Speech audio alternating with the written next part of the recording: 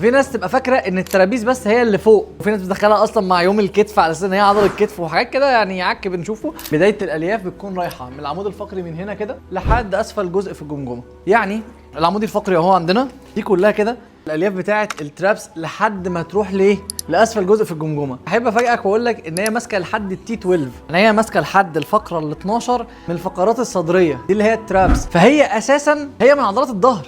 هنا بقى بتنقسم الى الابر ترابس اتجاه الالياف بتاعتها طالعه لفوق لفوق، الميدل ترابس رايحه كده في النص، اللور ترابس نازله كده لتحت. فكل دي الترابيز بتاعتها، كل واحده فيهم ليها وظيفه مختلفه. الابر اكتر حاجه معروفه بيها ومشهوره بيها هي الشولدر اليفيجن، ان هي بترفع الكتف كده لفوق. الميدل اكتر حاجه معروفه بيها هي الريتراكشن، وهو ضم لوحين الكتف على بعض، ان لوحين الكتف دول يضموا كده لجوه. اللور اكتر حاجه مشهوره بيها هي شولدر او السكابيلر ديبريشن، تمسك لوح الكتف وتقوم منزلاه لتحت فتلاقي كتفك قام نزل ايه لتحت. الابر هي عكس بالظبط مين؟ اللور، مع انها نفس العضله ولكن عشان اتجاه الالياف بتاعتها مختلفه فهتعمل وظيفه مختلفه.